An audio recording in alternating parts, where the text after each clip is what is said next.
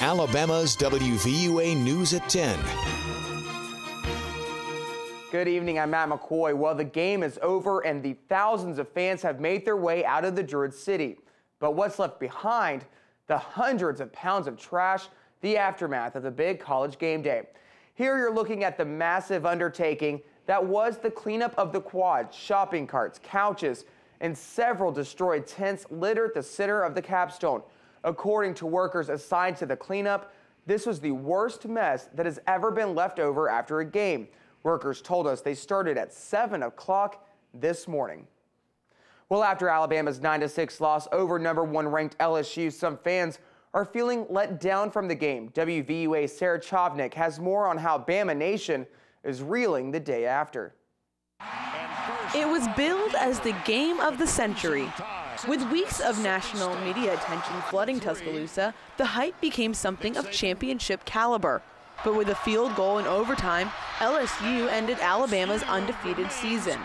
Keith Foster could have made the field goal, and we wouldn't have to go to overtime. Alabama supposed to win that game, but it wasn't meant to be, but they're going to win this time. Our defense outplayed their defense, in my opinion. Our offense outplayed their offense, in my opinion. But football's a team sport, and in the end, full team is composed of offense, defense, and special teams. We didn't really have the special teams, and therefore we didn't have the best team. Some fans on social media websites have been blasting kickers Cade Foster and Jeremy Shelley after Alabama missed 4 field goals, including one in overtime. But some say to blame 2 players for the loss is unfair. It's so much pressure for them. I don't understand. I could never do those. I wouldn't blame Cade Foster. I would blame the special teams unit in its entirety. The debate now, should there be a rematch? I think it's impossible. I don't think it will happen. It was such a close game, though, so you never know, but I don't think we will. I'd love to see a rematch. That's what we're all hoping for. For a rematch to happen, Alabama would require Stanford and Oklahoma State losses and perhaps a bit of good luck. Reporting in Tuscaloosa, Sarah Chovnick, WVUA News. Alabama has 3 games remaining this season, and fans say they plan to support the Tide no matter what the outcome of the season. Now, Todd Hoyer will have more on the BCS rankings and where Alabama stands now later in Home Team Sports. But don't forget to catch the weekly game replay of the Crimson Tide. Tune in to WVUA TV this Wednesday at 7 o'clock to watch the replay of the Alabama Crimson Tide take on the LSU Tigers. Well, in other news, late last night, Foster's Volunteer Fire Department responded to a small house fire off of Sylvan Loop Road. Officials with the Volunteer Fire Department say it was caused by a chimney that wasn't properly cleaned.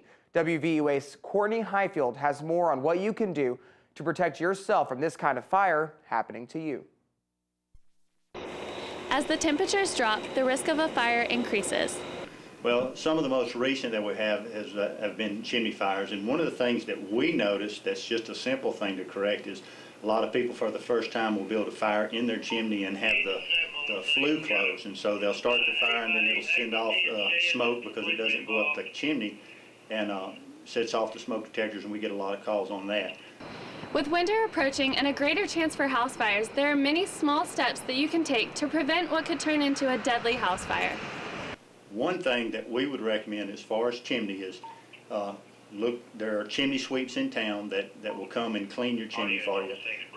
If it's gas logs or something related to that in the fireplace, then you can just call your local, if you have propane or natural gas, call your local company and have them come out and just do a service inspection.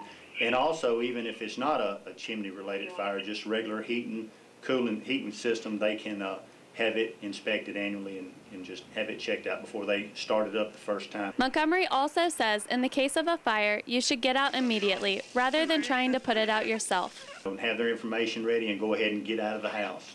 There have been several people injured,